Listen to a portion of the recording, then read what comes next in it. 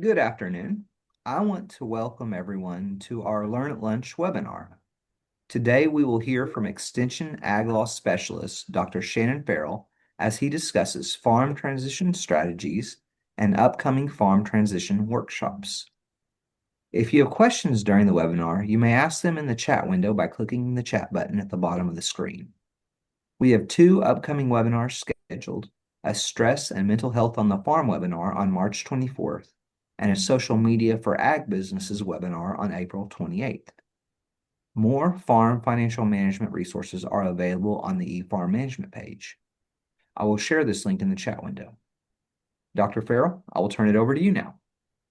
All right. Good afternoon, everyone. Greetings from the Northwest District offices and the Northwest District Livestock Show, which is where I left to come to the webinar because my manager doesn't always check with me about when I'm supposed to be scheduled for livestock shows. But anyway, I'm in my livestock show uniform, which is why you can't see me because I'm a little bit grungy, but that's okay. We're Extension and we adapt, right? What I want to talk to you all about today is just kind of a very quick overview of our farm transition programming, our farm transition programming, there we go, but also kind of share what we found in some of the OSU research and kind of explain why we seem to run into so many challenges with farm transition planning. And certainly when we're talking about farm transition planning, people think about that as an estate planning issue, and certainly estate planning is part of it, but it's only one part of it.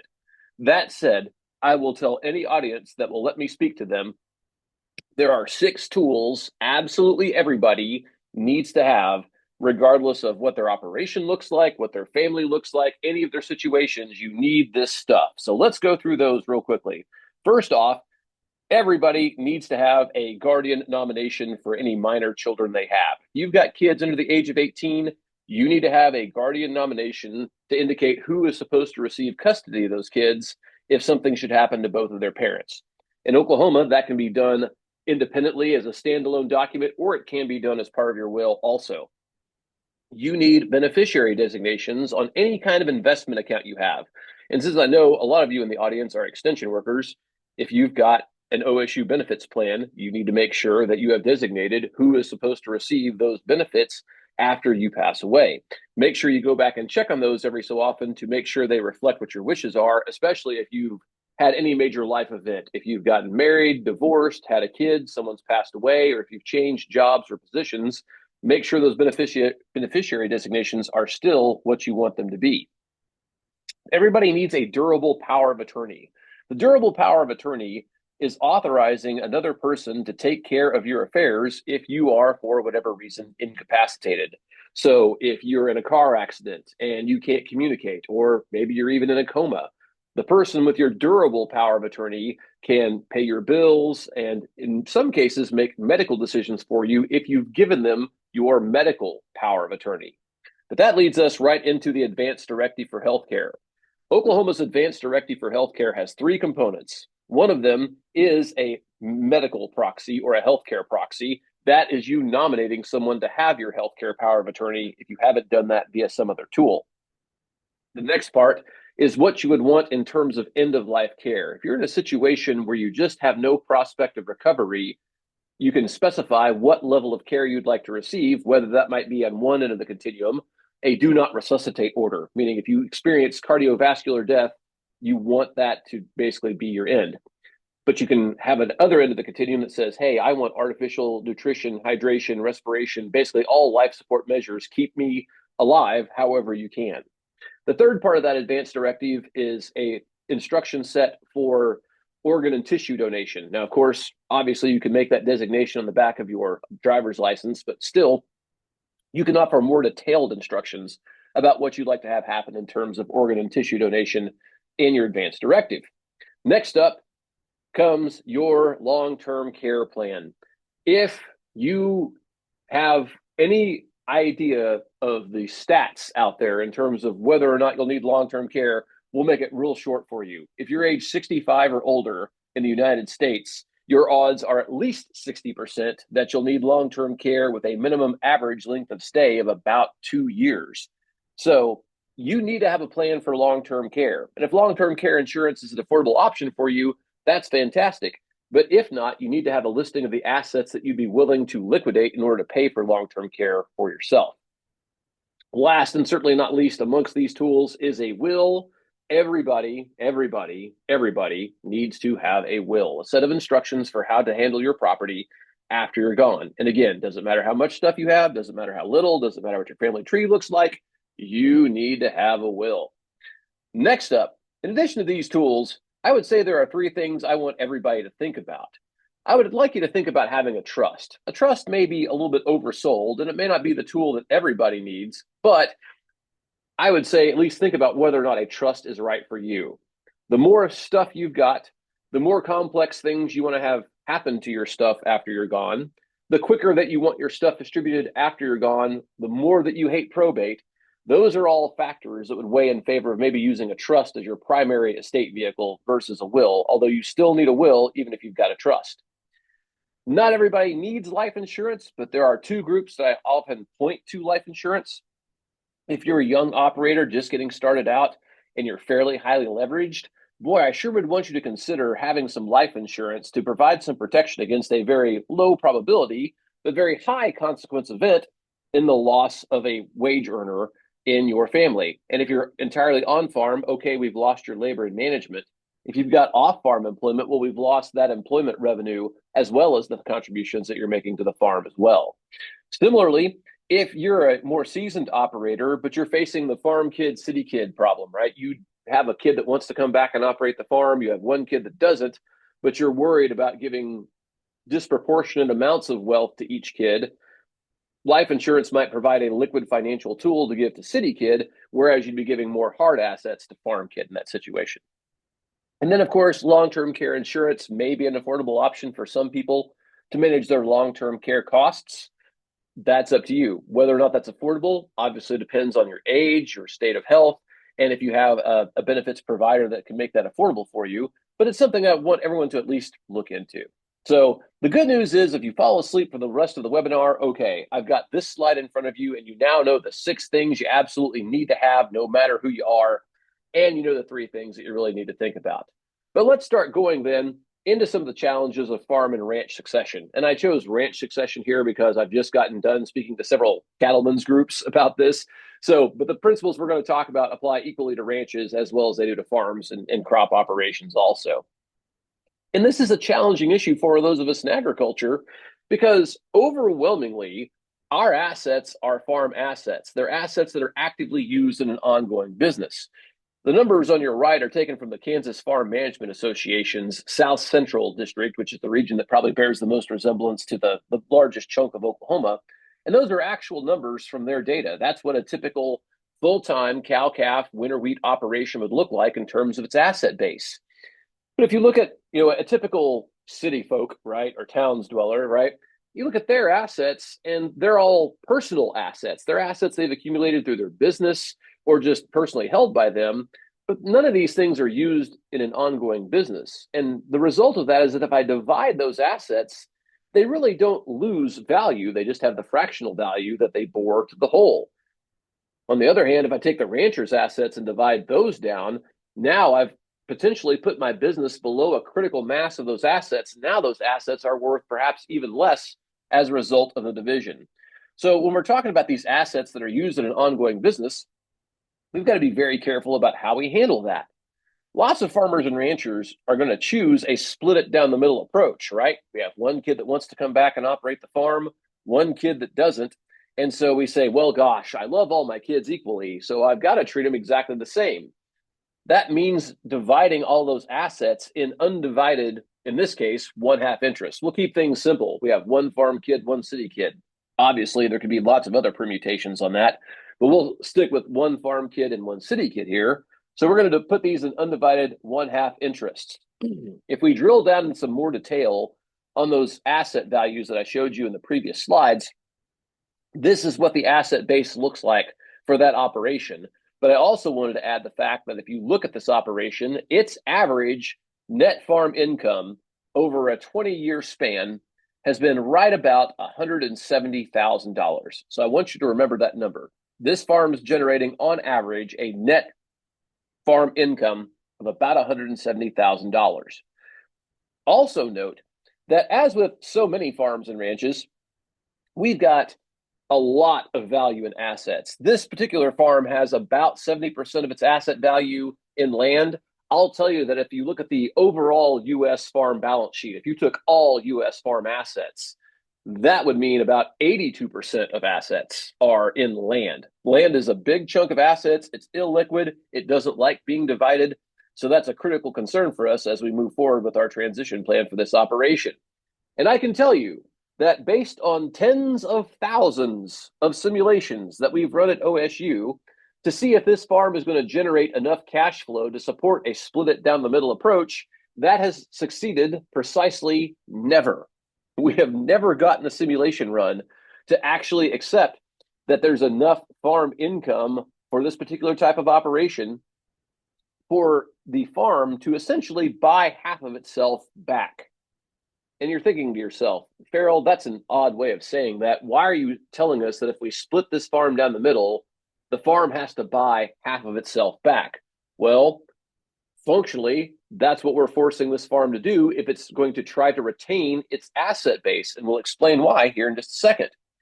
If we split it down the middle, Ranch Kid is obviously going to want to buy the half that was given to City Kid. And in most circumstances, City Kid is going to want to sell that share to Farm Kid. Just because City Kid says, hey, I'm not going to use these assets myself, and they're not going to generate that great of a rate of return if I leave them in ag production relative to what I could get in some alternative investments. I would way rather, Farm Kid, that you buy me out so I get that cash now because I'm aware of what the time value of money is.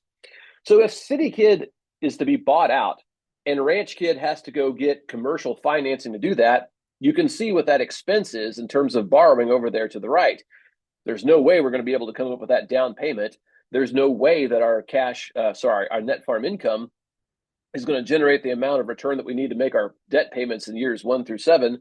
But if somehow miraculously we make it through those years and come up with that down payment, our payments for the rest of that 20-year period of lending is going to be over half of our net farm income. That's just a really significant risk and a huge chunk out of our cash flow. Even if City Kid said, hey, don't use commercial lending, just buy me out over a 20-year span, and I'll do that at the lowest interest rate the IRS will let me have without it being considered a gift. Well, then that's $145,000, almost $146,000 per year, every year for 20 years. And remember, that's, again, a huge chunk of our $170,000 net farm income. So the split it down the middle thing financially just doesn't work without huge infusions of off-farm income. But on the other hand, if we took some different approaches, what if we said, look, we can't treat Farm Kid and City Kid the same. It just doesn't work. But what if we said we're going to give the non-land assets to Farm Kid, and we're going to come up with a financial investment? Maybe it's our stocks, maybe it's some off-farm savings, maybe it's life insurance. And we're going to gift an equal value to the non-land assets to City Kid. We're going to put the land in a land holding entity.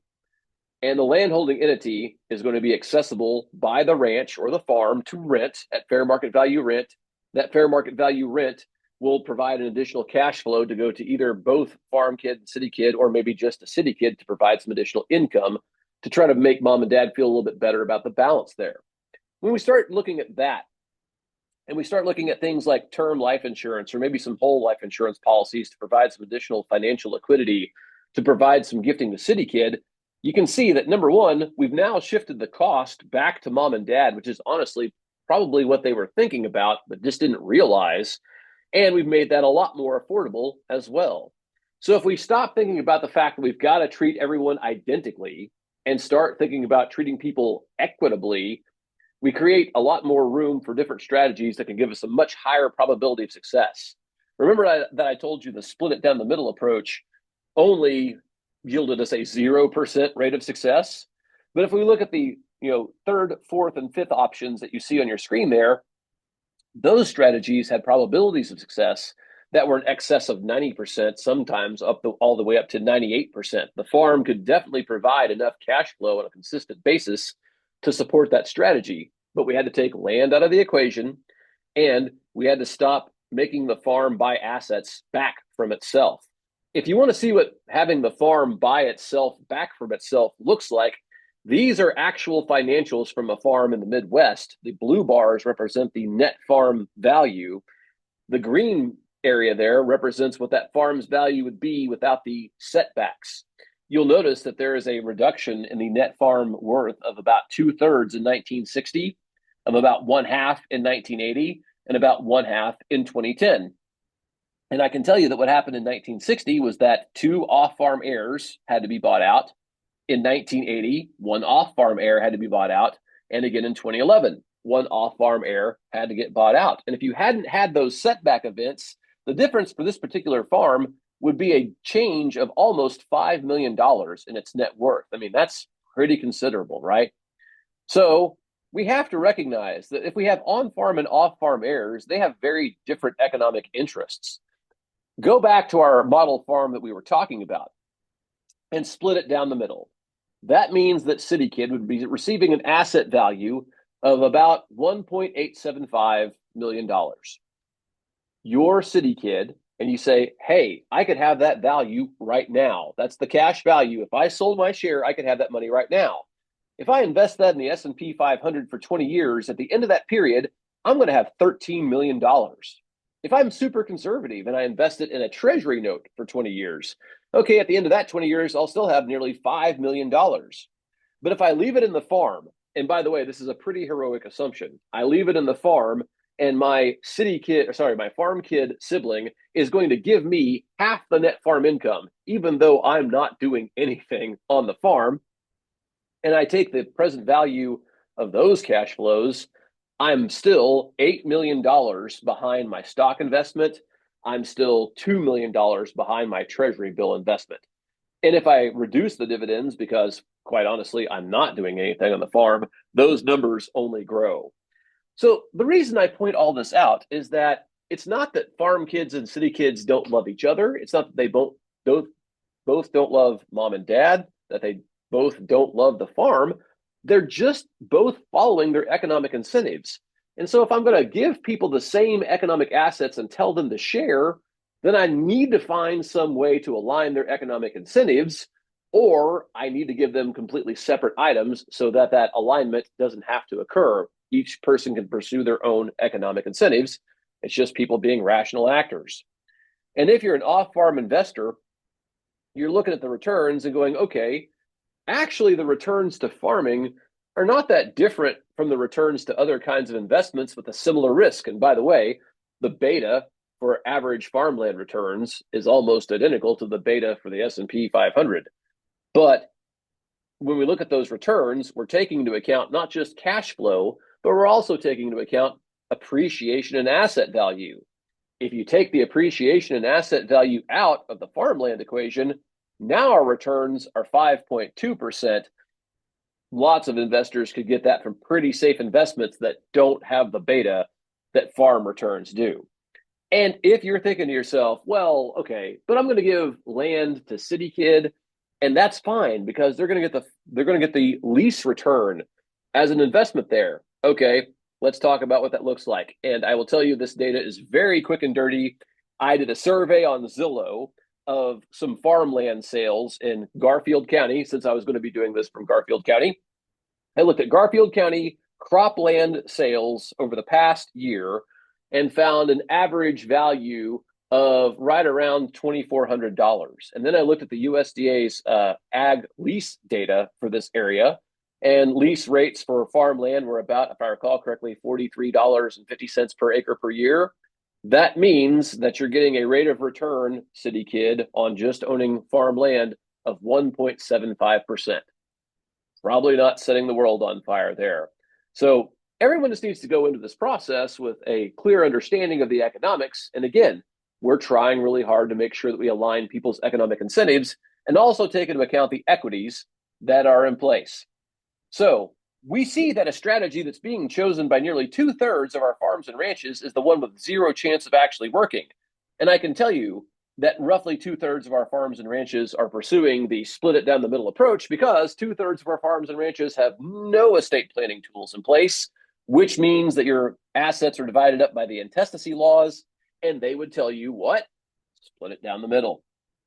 Nobody thinks about who's paying for the transition. And oftentimes, what we're doing is making the farm heir bear the cost of the transition, which I would guess is probably not the intention of most farm and ranch families. But the more time that I have, right? If you give me a 20-year horizon or even a 10-year horizon, we can use the time value of money and investments and strategic planning to come up with tools and approaches that really give us an opportunity for both farm kid and city kid to receive a good legacy from their parents that fits their economic needs and expectations. All right, great, Farrell. How do you go about this wonderful planning process? Well, we're going to break it down into 5 basic steps, okay? 1, we're going to have an inventory. We're going to look at all the assets that we've got. 2, we're going to talk to our stakeholders, actually have honest, open communication with our stakeholders so we can understand, set, and manage expectations. We're going to have a plan for how to transition this business over time versus it all just happening when somebody dies. We're going to have a will and all the other estate planning tools that we need. And then we're going to recognize this is an ongoing process. We're going to stop, evaluate, revise, and keep doing that as long as we need to have the succession plan in place to make sure that it's adaptive and handling the needs that we're putting in front of it. When we talk about inventory, we want to inventory all of the assets, whether they're physical, financial, you name it, right? We need to know every asset that's part of this business and part of our personal holdings as well. We're also going to inventory all the people that are involved. Who are our family members? Who are our employees? Who are our critical vendors and our critical customers? We need to line up everybody that has some form of stake in this operation. We're going to actually calculate our financial measures. Yes, I'm going to have you have a really deep, heartfelt talk with Brent about actually knowing how to calculate your financial ratios and making sure that you actually do that. But you're also going to inventory your goals and your values. I'm going to beat on my drum a little bit more here. If I've got people that have incompatible goals and or incompatible values when it comes to economics, there is no logic in making them do business together. But we need to make that explicit and understand what everyone's goals and values really are. Yes, you will actually have to have a talk with your family, and I could go off for hours about this topic. But again, I'm just going to tell you, it's so important that you have open, honest, and productive conversations with your family about what they want. And I would say the critical place to start is just to ask 2 questions. Ask everybody who's a close stakeholder in your operation, what do you view as the future of this operation? And what do you view as your role in that future? You have that conversation in an open and honest way, and you will really make a lot of progress in understanding where everyone's coming from and helping them define what they want their role to look like in that future. Everyone obviously needs to have a business plan. And when for your business plan, I really want you to think about how are we going to change the ownership and management of our business assets over time. And I would really encourage you to examine how that might occur while both mom and dad are alive versus assets only transferring when someone dies. There can be some compelling reasons for holding on to some assets until you die, but there are also some compelling reasons for transferring some of those assets while you're alive. And be thoughtful about that and think about how you can have a gradual transition because gradual transitions have much fewer shock events. And hopefully that makes things more manageable and also gives you the ability to change course if you figure out that your strategy needs some improvement or just isn't working. That can be a gradual linear transfer of business ownership over time, or it could be non-linear. If we want that approach to be gradual at first and then increase in speed over time, we have lots of tools that we can use for that. Case in point, we could form an LLC to hold the operating non-land assets of our farm and transfer shares of that business over time, gradually moving ownership and management from the senior generation to the junior generation. One structure that would let us do this is that mom and dad place their land into a holding asset like a trust. Then, recognizing that they have their farm kid and ranch kid out there, they're going to have the land entity provide income distributions from the rents it receives to both ranch kid and city kid. Ranch kid is going to get the operating LLC containing all of the non-land operating assets so they can continue the ranch operation, but they're going to pay fair market value rent to the land entity that provides the cash flow to distribute to both city kid and farm kid. And city kid will also get some sort of gift of non-farm financial assets. But by structuring things this way, city kid still gets some income from the farm, but has a gift of financial assets they can do whatever they want with, that comes risk-free, tax-free, and doesn't tangle up the operations of the ranch. Similarly, Ranch Kid gets the operating entity and can continue to operate the ranch with their own counsel versus having to get the input from Farm Kid there.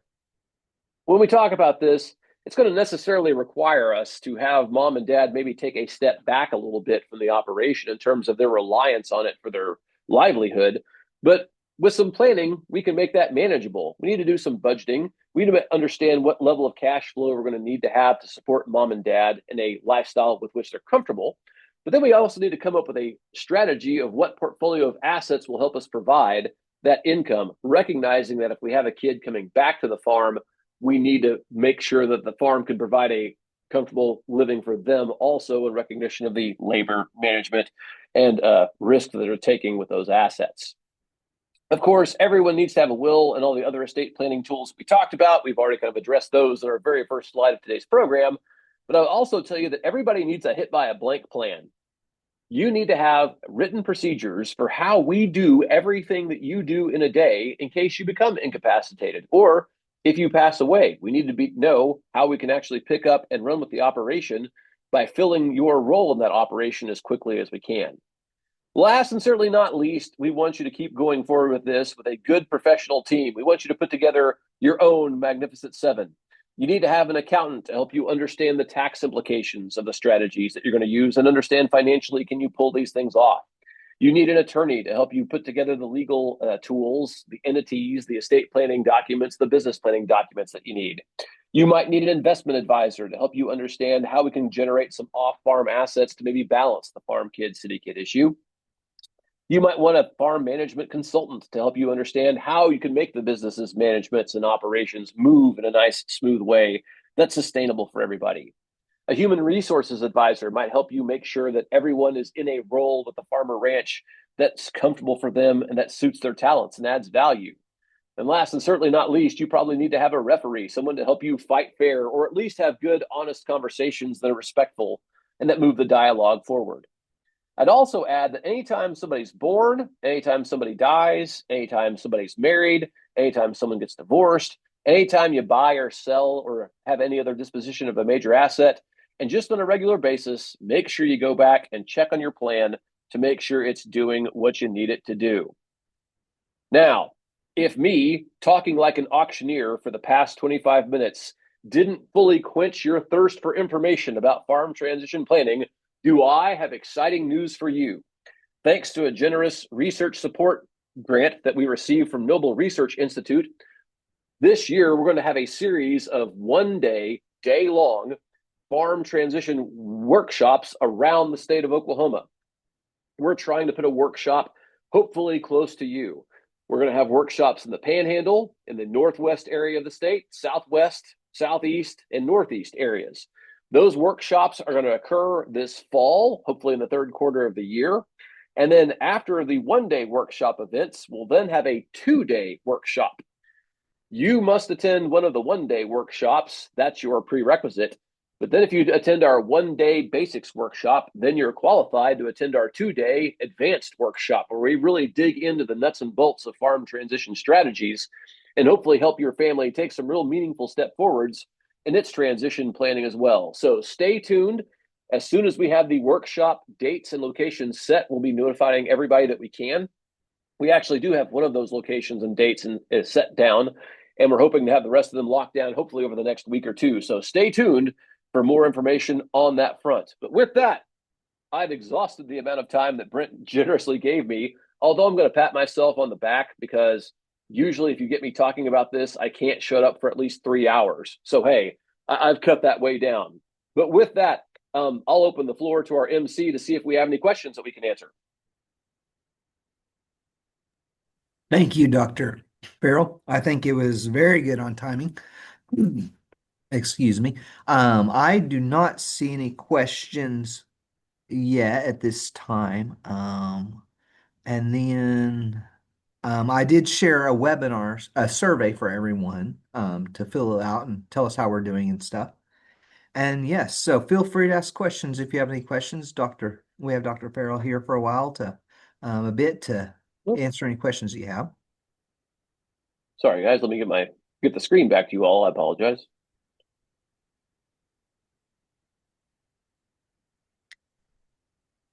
And as everyone is thinking of questions, do want to remind everyone that we do have our next webinar scheduled on March 24th, and that will be over stress and mental health on the farm. Shameless plug, by the way. Everyone tune into that one because it will be fantastic. It is a hugely important topic.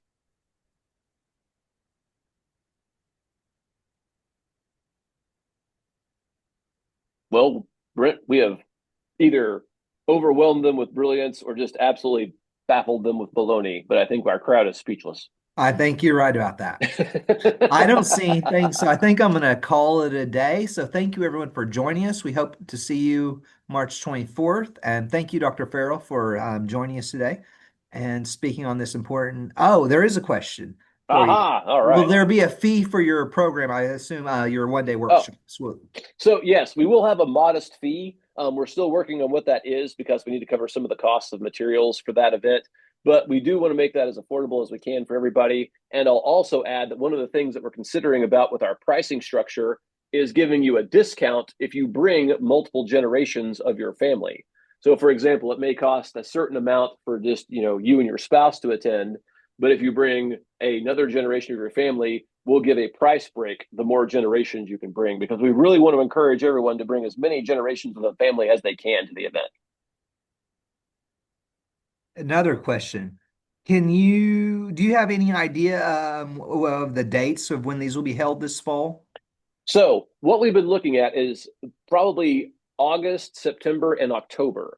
And we're trying to place events and dates so that we don't run into normal production cycles for that part of the world. So, for example, we want to make sure that when we have our Northwest District event, we don't want to get in the way of September wheat planting. Similarly, in the Southwest part of the state, we don't want to get in the way of cotton harvest. So, right now, I can tell you our Northeast District event is going to be scheduled for, I believe, mid-October. We're looking at probably either August or very early September for our Northwest District events out in the Panhandle, and then one in Northwest Oklahoma itself.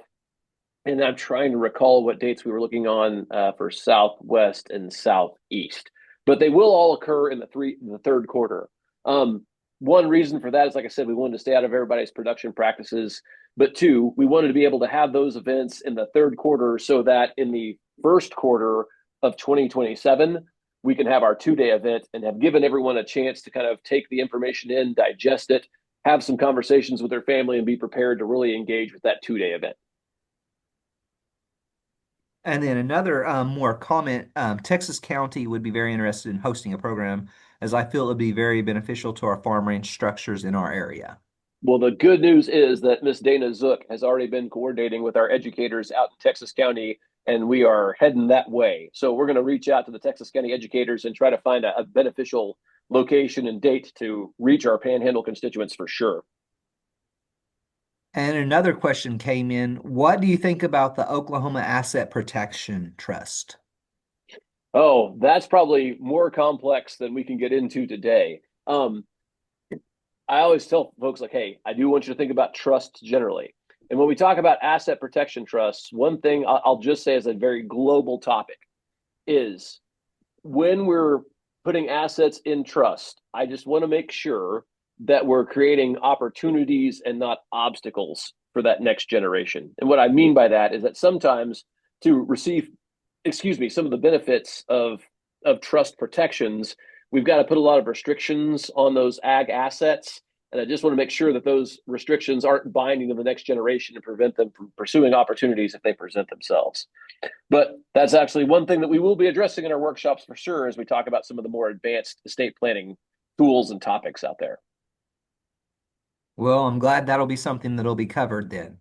I don't see any more questions, so I think I will thank you everyone for the good questions that you have asked Dr. Farrell today. And I think I'm going to go ahead and end the webinar and wrap it up, and we will see you March 24th. Thank you, everybody. Sure appreciate you.